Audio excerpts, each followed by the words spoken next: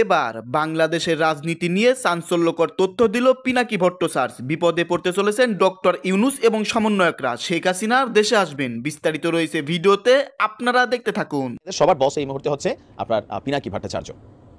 তো তিনি আজকে যে বিষয় নিয়ে নাড়াচাড়া দিচ্ছেন, এই বিষয় নিয়ে মানে কিছু বিষয় আছে সেটা বাংলাদেশকে এক করা যায়। এটা হচ্ছে আওয়ামী লীগের সাথে রিলেটেড যে কোনো ইস্যু, আবার অনলাইন থেকে আসুক, বৈষম্য যে ছাত্ররা আনুক, আপনি দেখবেন সবাই করে একটা গ্রুপে চলে আসে। কেন? কারণ সবারই সমস্যা হচ্ছে আওয়ামী লীগ। হাসনাত আব্দুল্লাহ বৈষম্য বিরোধী ছাত্র আন্দোলনের অন্যতম নেতা, তাকে সেনাবাহিনীর একটি টিম আটক করেছিল। তারপরে তাকে তাদের জিম্মায় নিয়ে যে তাকে ফ্লোরে শুয়ে উলঙ্গ করে বেত্রাঘাত করা হয়েছিল।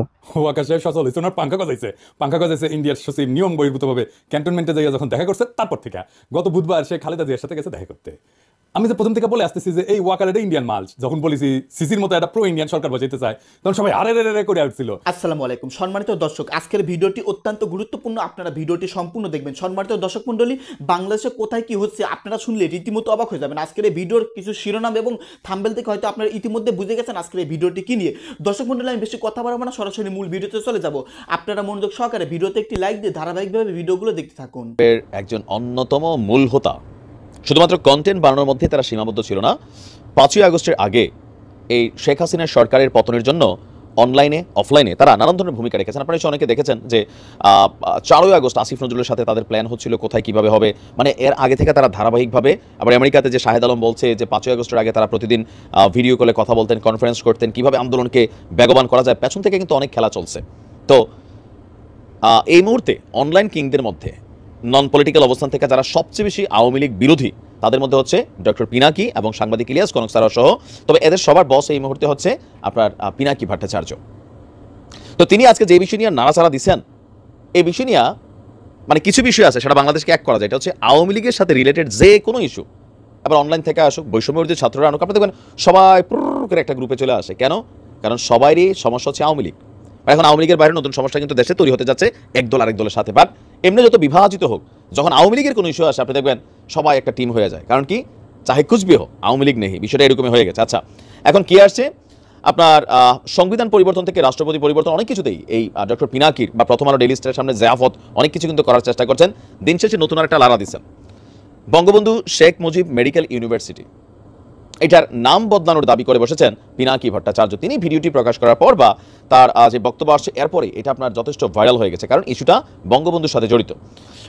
বলা হচ্ছে যে আপনার ভেরিফাইড ফেসবুক পেজে তিনি একটা পোস্টের মধ্যে বলছেন যে এই মেডিকেল ইউনিভার্সিটির নাম পরিবর্তন করে তা বাংলাদেশের প্রখ্যাত চিকিৎসক এবং গণস্বাস্থ্য কেন্দ্রের প্রতিষ্ঠাতা ডাক্তার জাফরুল্লাহ চৌধুরীর নামে রাখা উচিত বলে মনে করেন পিনাকি। তিনি লিখছেন যে বঙ্গবন্ধু শেখ মুজিব মেডিকেল কলেজের ইউনিভার্সিটির নাম পাল্টাতে হবে, আর আপনার অবিলম্বে এই প্রতিষ্ঠানের নাম বদলাতে হবে। সারা দেশের মানুষ আনন্দের সাথে সরকারকে এই কাজের জন্য অভিনন্দিত করবে। এখন তিনি বিভিন্ন সময় অনেক ধরনের বক্তব্য দিয়ে থাকেন পিনাকি ভট্টাচার্য, বিশেষ করে অন্তর্বর্তী সরকারকে নিয়ে তিনি যথেষ্ট সমালোচনা করেন। মানে আমরা যদি তাদের যে টিমটা আছে, পিনাকি দা, তারপর হচ্ছে সাংবাদিক ইলিয়াস কনকসারা সহ, তাদের কিন্তু একটা টিম আছে, তারা বিভিন্ন সময় একসাথে গ্রুপেও ফেসবুকে বা ইউটিউবে লাইভ করেন। আবার তারা যে ইস্যুগুলো নিয়ে এই মুহূর্তে কথা বলছেন, অনেক কিছুর মধ্যে গুরুত্বপূর্ণ যেগুলো ছাত্ররা হোঁচট খাচ্ছে, এদের মধ্যে অনেক কিছু কিন্তু তাদেরও দাবি। তো কেউ কেউ বলেন যে তারা তাদের যে প্ল্যানগুলোকে এটাকে মেটিকুলাসলি সমন্বয়কদের মাথায় ঢুকিয়ে দেন, ইভেন বাংলাদেশে আওয়ামী লীগের রাজনীতি চিরতরে নিষিদ্ধ করার জন্য যিনি অনলাইনে সবচেয়ে বড় ভূমিকা রাখছেন তিনি কিন্তু পিনাকি ভট্টাচার্য। ইভেন এই যে সরকারের উপদেষ্টারা আছেন সবাই কিন্তু মোটামুটি তাকে সমীহ করে চলে অথবা ভয় পায়, কারণ তিনি ঘোষণা দিচ্ছেন যে পুলিশে ধরলে 18 গা আর পিনাকি ধরলে 36 গা, না জানি আরও কি বলেন আর কি ইনার শব্দগুলো। তো বাংলাদেশের বিভিন্ন প্রতিষ্ঠানগুলো আছে বা বিভিন্ন জাতীয় ইনস্টিটিউট আছে যেগুলা ব্যক্তি নামেই কিন্তু করা। আওয়ামী লীগ যখন ক্ষমতায় আসছিল অনেক কিছু যেগুলা মানে আপনার কি বলে যে বিএনপির বিভিন্ন নেতাদের নামে ছিল বা শহীদ প্রেসিডেন্ট জিয়াউর রহমানের নামে ছিল, তো সেগুলোতে তারা অনেক পরিবর্তন আনছে, আইন করে অনেকগুলো পরিবর্তন করে ফেলছে। তারপর হচ্ছে যে অথবা ন্যাশনাল নাম দিয়েছে, যেমন জিয়া ন্যাশনাল এয়ারপোর্ট ছিল নাকি আমাদের কি বলে যে এখন যে হযরত শাহজালাল যে ইন্টারন্যাশনাল এয়ারপোর্ট। তো এই যে এই জিনিসগুলোতে কি হয়েছে, এখানে বঙ্গবন্ধুর নাম না দিয়া হযরত শাহজালালের নাম দেওয়া হয়েছে যেন সার্বিকভাবে এটাকে গ্রহণ করা হয়। এখন এগুলা ওই যে সময়ের সাথে স্রোতের সাথে মিলা আসে। আমাদের বাংলাদেশের মানুষের একটা রোগ আছে কি জানেন, যে দল করি এই দলের বাহিরে অন্য দলের যারা কি বলা হয় যে যারা জাতীয় নেতা আছে বা ব্যক্তিত্ব আছে তাদেরকে কিন্তু আমরা স্বীকার করতে চাই না।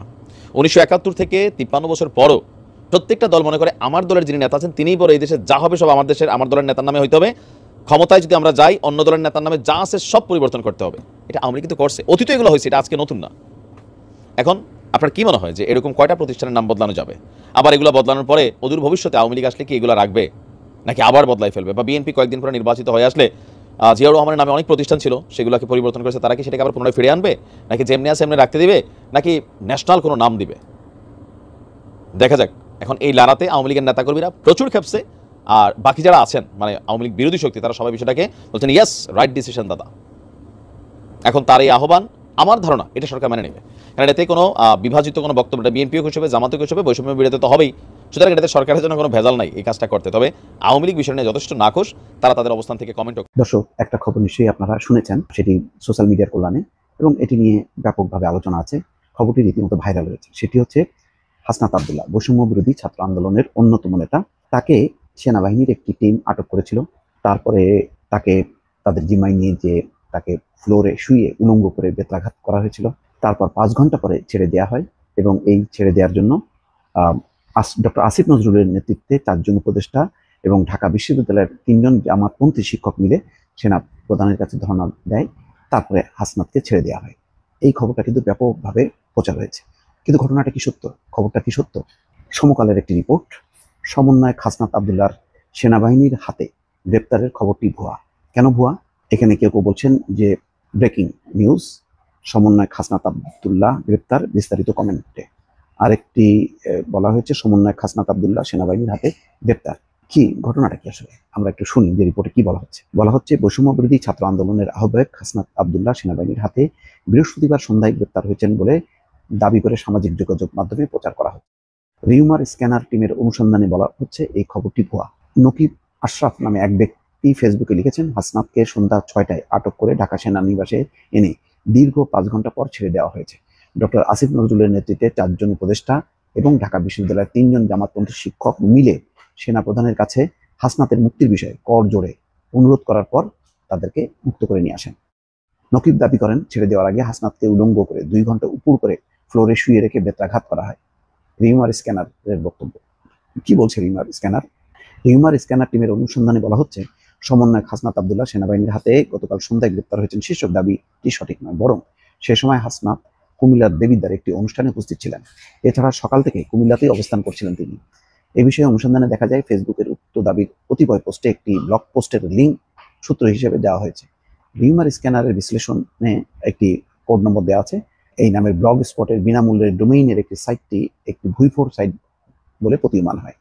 সাইটে হাসনাতের গ্রেপ্তারের কথিত দাবির বিষয়ে একটি সংবাদ প্রকাশ করা হয়েছে গতকাল বৃহস্পতিবার। কথিত এই সংবাদে দাবি করা হয়, বৈষম্য বিরোধী ছাত্র আন্দোলনের শীর্ষ নেতা এবং আহ্বায়ক হাসনাত আব্দুল্লাহকে বৃহস্পতিবার সন্ধ্যা 7টার দিকে সেনাবাহিনীর একটি বিশেষ অপারেশনের মাধ্যমে গ্রেপ্তার করা হয়েছে। রাজধানীর মোহাম্মদপুরে একটি ব্যক্তিগত বাসায় বৈঠকের সময় তাকে আটক করা হয়। কথিত এই সংবাদে হাসনাতের গ্রেপ্তার হওয়ার খবর শুনে আন্দোলনকারীদের মধ্যে তীব্র প্রতিক্রিয়া দেখা গেছে বলে দাবি করা হয়েছে। এমনকি আরেক সমন্বয়ক সার্জিস আলমের বরাত দিয়ে দাবি করা হয়েছে, এই অন্যায় গ্রেপ্তার আমাদের দমিয়ে রাখতে পারবে না। আমরা হাসনাতের মুক্তির দাবিতে বৃহত্তর আন্দোলনের ডাক দেব।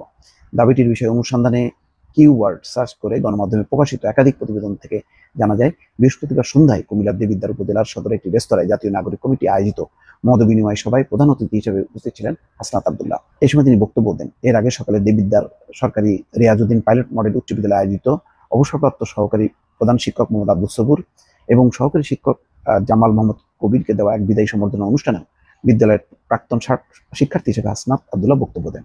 দর্শক, একটা জিনিস প্রচার করা হচ্ছে যে হাসনাত আব্দুল্লাহ সহ সার্জিস আলম তাদের বক্তব্য, তাদের কর্মকাণ্ড সেনাবাহিনী পছন্দ করছে না। তাদের কথায় বার্তায় সেনাবাহিনীর অনেক জুনিয়র অফিসার অপমানিত হচ্ছে। সেসব কারণে সেনাবাহিনী ক্ষুব্ধ, এবং ক্ষুব্ধ হওয়ার এক প্রেক্ষিতে তাদের বিরুদ্ধে অপারেশন চালানো হয়, গ্রেপ্তার করা হয়, 5 ঘন্টা আটক করা হয়, তারপরে ফ্লোরে শুয়ে রেখে বেত্রাঘাত করা হয়। তারপরে আসিফ নজরুলের নেতৃত্বে উপদেষ্টারা যে ক্ষমা চেয়ে সেনা প্রধানের নির্দেশে তাদেরকে মুক্ত করে নিয়ে আসে হাসনাত আব্দুল্লাহ। কিন্তু পুরো খবরটা যেভাবে বানানো হয়েছে এবং প্রচার করা হয়েছে, এটা একেবারেই ভুয়া। ওয়াকার সাহেব সচল হয়েছে, ওনার পাঙ্খা গজাইছে ইন্ডিয়ার সচিব নিয়ম বহির্ভূতভাবে ক্যান্টনমেন্টে যাইয়া যখন দেখা করছে তারপর থেকে গত বুধবার সে খালেদা জিয়ার সাথে গেছে দেখা করতে। আমি যে প্রথম থেকে বলে আসতেছি যে এই ওয়াকার এটা ইন্ডিয়ান মাল, যখন বলেছি সিসির মতো একটা প্রো ইন্ডিয়ান সরকার বসাইতে চায় তখন সবাই আরে রে করে উঠছিল। এমন ভাব সবাই তখন ওয়াকার লীগ হয়ে উঠছিল, নতুন জাতির পিতা হয়ে উঠছিল ওয়াকার। এখন বুঝেছেন তো উঠতে কি কই বান্ধা আছে? যারা তখন সিকিউর মারিছিলেন আপনারা জবাব দিবেন, ইন্ডিয়ান ফরেন সেক্রেটারির সাথে কিসের ইটিস পিটিস তার জবাব আছে নাই। ইন্ডিয়ান ফরেন সেক্রেটারি যে পানি পড়া দিছে তার ভিত্তিতে এখন বাংলাদেশের রাজনীতির ইস্যুগুলো শেপ নিবে, আমি কয়ে রাখলাম, লিখে রাখেন। এরই একটা অ্যাসাইনমেন্ট হইতে পারে খালেদা জিয়ার সাথে দেখা করা, ওনারা কিছু বোঝানোর চেষ্টা করা। কি কি পানি পড়া দিছে ইন্ডিয়ান ফরেন সেক্রেটারি ওয়াকারে, আসেন সেটা একটু বুঝে দেখি। কি দিছে এটা বলা মুশকিল, এটা ওয়াকার পররাষ্ট্র সচিব বিক্রম মিশ্র জানে, তবে আমরা অনুমান করতে পারি। 1 নাম্বার, নতুন কোন রাজনৈতিক শক্তি যেন উত্থিত না হয়, কারণ সেই নতুন রাজনৈতিক শক্তি হবে ইন্ডিয়া বিরোধী। 2 নাম্বার, আওয়ামী লীগকে যেন রাজনীতি করতে দেওয়া হয়। 3 নাম্বার, জামাতকে যেন কোনো স্পেস না দেওয়া হয়। 4 নাম্বার, এইসব কিছুর জন্য যেন 72-এর সংবিধান সমুন্নত থাকে। 5 নাম্বার, নির্বাচন যেন দ্রুত হয়। নির্বাচন দ্রুত না হইলে বিএনপির খবর আছে, ধানের শিশার কেউ চিনবে না, চিনবে নাকি টেম্পু স্ট্যান্ড। যাই হোক, এমনিতে বিএনপি আমার উপরে বিলা, আরো বিলা হোক সেটা চাই না। তাইলে যা যা ঘটতেছে রাজনৈতিক মহলে সেই সব এই লাইন বরাবর না। এবার বুঝেছেন তো কার্তিকি কই বান্দা, ইন্ডিয়া মারিচ্ছে উটি থেকে আর লাশ পড়িচ্ছে ইটি। ওয়াগার সাহেব ক্যাঙ্কা জাতির ত্রাণ করতে, এবার বুঝেছেন তো, বুঝছাও।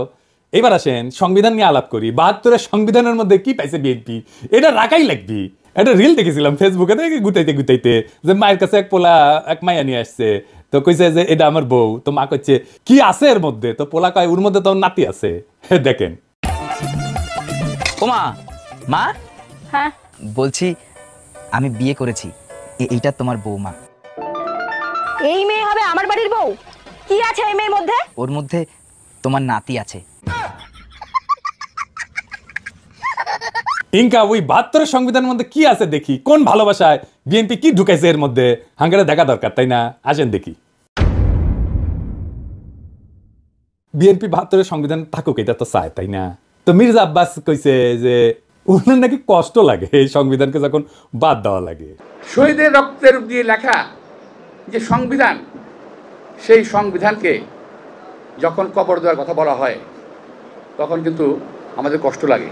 তো মানে দেখি আব্বাস ভাই, উনি আবার কইছে কি, আমি পড়ে দেখলাম অনেক মন দিয়া, ভুল কইছে নাকি? কইছে যে আমি 72 সালের সংবিধানের সমর্থক নই, আমি 71 সালের সংবিধানের মুক্তিযুদ্ধের রক্তের সমর্থক। মানে কি, বাংলাটাও তো ঠিক মতো কোনো ব্যাপারের নাই। মানে দেখি আব্বাস ভাই, 71 সালের সংবিধান কোনটা? আওলায় গেলে হবে, এখন ক্ষমতা নাই যেতে যেতে। আর কইছে যে মুক্তিযুদ্ধ হয়েছিল বলে এই সংবিধানে যদি খারাপ কিছু থাকে নিশ্চয়ই সেটা বাতিলযোগ্য।